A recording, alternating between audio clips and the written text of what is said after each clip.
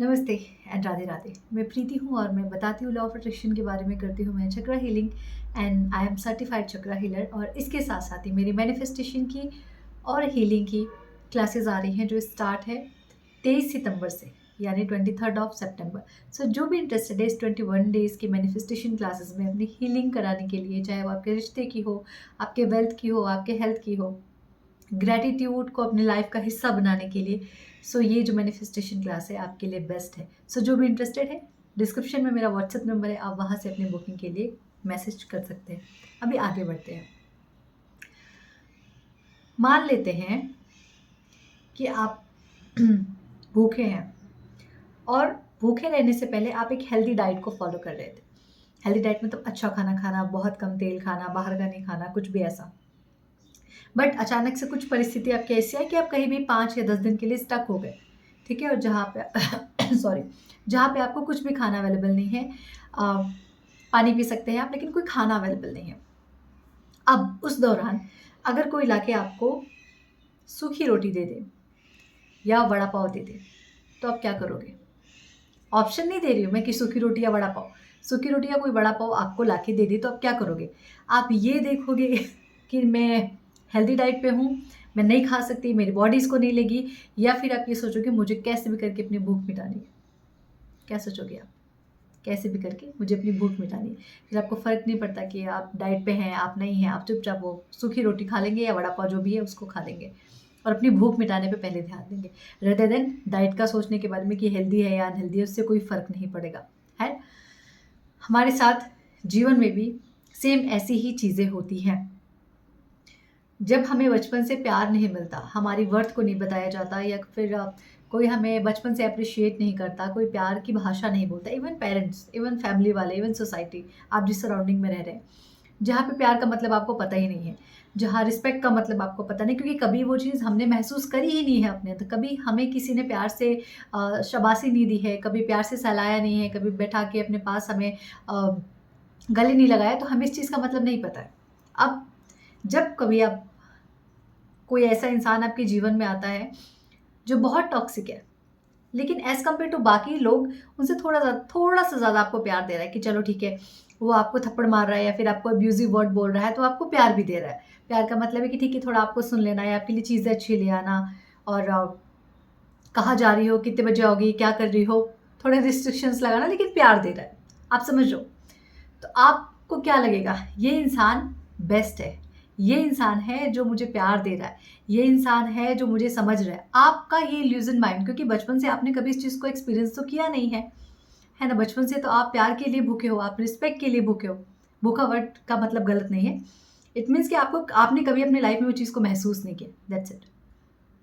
अब जब कोई एक ऐसा इंसान जो खुद भी अच्छा नहीं है, जिसको खुद नहीं पता उसकी लाइफ़ में प्यार है क्या, उस वो इमोशन है क्या, रिस्पेक्ट है क्या, लेकिन थोड़ा बहुत आपको दे रहा है क्योंकि ये भी नई-नई चीज़ की शुरुआत है। तो आपको क्या लगेगा? वो इंसान है आपकी पूरी दुनिया। भले वो इतना टॉक्सिक है, बहुत टॉक्सिक है कि आप हर तरीके से आपको टॉर्चर किया जा रहा है, बट स्टिल ये कह रहा है कि नहीं, मैं तुमसे प्यार करता हूँ।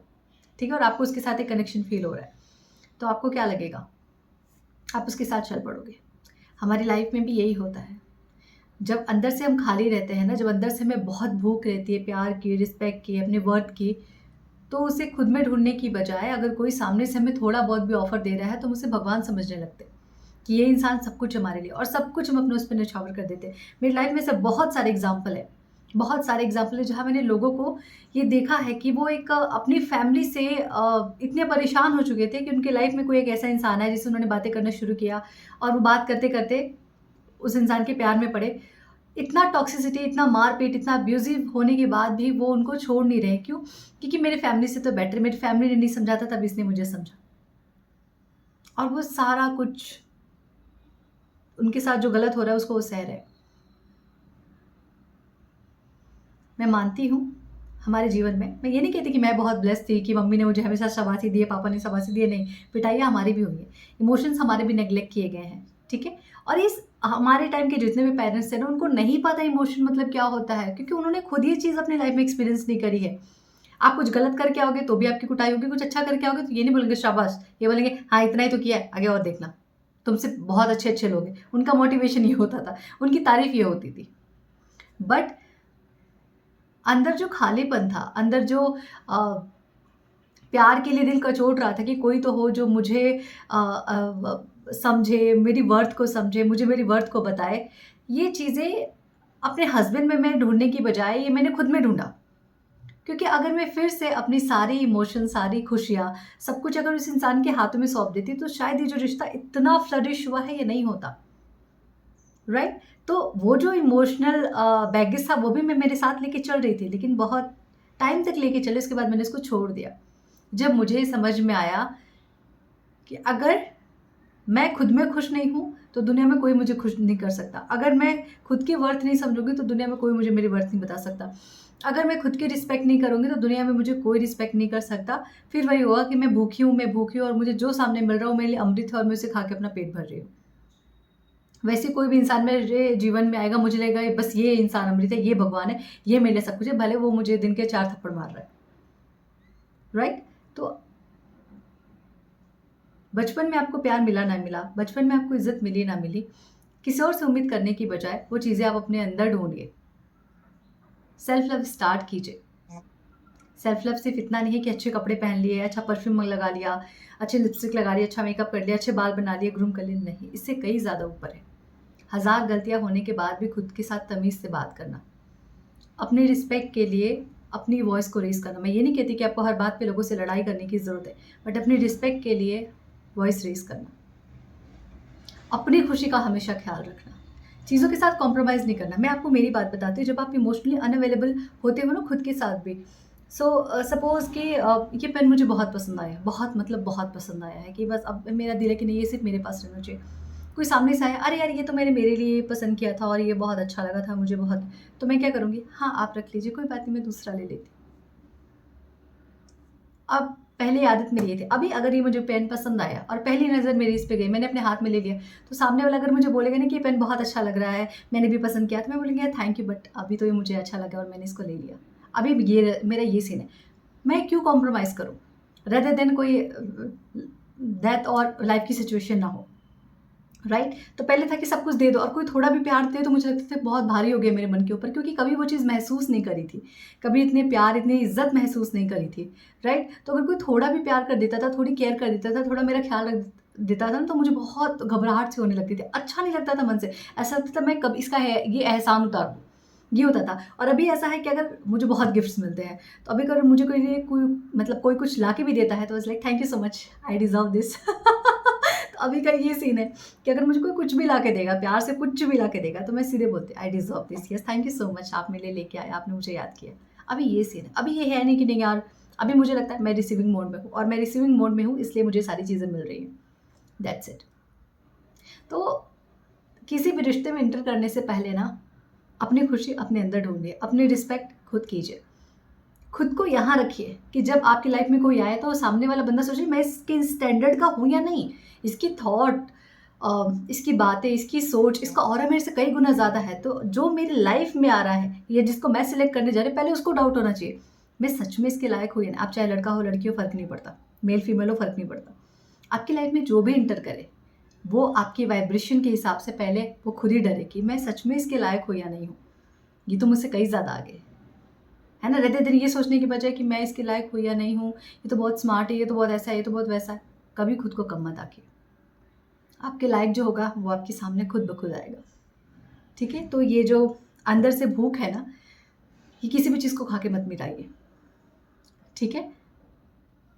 मानती हूँ मैं 4 दिन भूखी, मैं 1 दिन और भूखी रह लूँगी, लेकिन मुझे बेस्ट चाहिए और वो बेस्ट मैं मेरे लिए लेके रहूँगी। बस इतना ख़्याल, इतनी अवेयरनेस होनी चाहिए, दैट्स इट।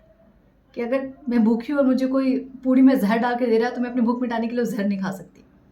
ठीक है? तो मैं 1 दिन और वेट कर लूँगी पेशेंस के साथ। अवेयरनेस रहनी चाहिए बस इसके लिए, और इस अवेयरनेस के लिए बहुत सारे सेल्फ लव की ज़रूरत होती है।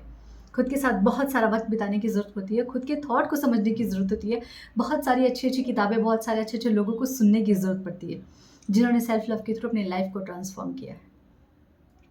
तो अगर आपको खुद की वैल्यू नहीं पता ना, तो हर तो चौथा, तीसरा इंसान आके आपको कोई वैल्यू बता के जाएगा। कोई बोलेगा इतने में, कोई बोलेगा उतने में, अरे तुम यही हो, तुम वो हो, तुम यहाँ सूट नहीं करती, तुम वहाँ सूट नहीं करती। बट आपको पता रहना चाहिए कि आप कहाँ के लिए डिज़र्व करते हो, कौन सा इंसान आपकी लाइफ में रहना चाहिए और कौन सा इंसान आपकी लाइफ के बाहर जाना चाहिए, ये भी आपको पता रहना चाहिए। ये सब कुछ आपके सेल्फ लव का पार्ट है। लाइफ में, घर परिवार में हज़ारों तरफ रहने दो ऐसा माहौल जो बिल्कुल कैओटिक है, लेकिन आप अंदर से क्या हो, सब कुछ उजड़ा पड़ा हुआ है लेकिन आप अंदर से शांत हो, सब कुछ शांत हो जाएगा। Because you know your worth, you know your energy, you know about energy. समझे क्या? तो भूख कितनी भी हो, जहर तो नहीं खा सकते, याद रखिएगा। ओके, और बहुत सारा खुद को प्यार दीजिए, बहुत सारा खुद को बातें कीजिए, बहुत सारी खुद के साथ बातें कीजिए। 1000 गलतियां होने के बाद भी खुद पे चिल्लाइए मत, अरे यार तुम तो बेवकूफ़ हो, तुमसे प्रीति ये होता है, तुम तो ऐसा करती, तुम तो वैसा करती। नहीं यार, इट्स ओके यार प्रीति, टूटा है तो नया आएगा, फेल हुए वापस ही पास हो जाएंगे, है ना। आज थोड़े मोटे हुए कल फिर से पतले हो जाएंगे, बट तुम बेस्ट हो। मेहनत करेंगे यार, क्या ज़रूरत है, मतलब ऐसे परेशान होने की क्या ज़रूरत, मेहनत करेंगे यार, एक साथ करेंगे, सब हो जाता है। मैं हर दिन खुद के साथ ऐसे बातें करती हूँ, आपको भी करना है, आपको भी आपकी वर्थ बतानी है। यही है सबसे बड़ा सीक्रेट मैनिफेस्टेशन का, बाकी सब तो पीछे है। ये 4 छोटी छोटी चीज़ें मैनिफेस्ट करके खुद को बड़ा मैनिफेस्टर मत समझो, ठीक है।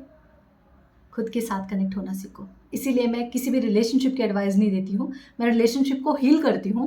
लोग मेरे पास पर्सनल काउंसलिंग के लिए आते हैं, लेकिन आपने मेरी बहुत कम वीडियोस देखी होंगी जहाँ मैं ये बोलूँ कि how to manifest the life partner. Even I got the amazing person, but still मैं नहीं बोलती हूँ। मैं सिर्फ इस चीज़ पे बोलती हूँ, सेल्फ लव करो, खुद की वर्थ को समझो, खुद को रिस्पेक्ट दो, बाकी सब अपने आप सेटल हो जाएगा।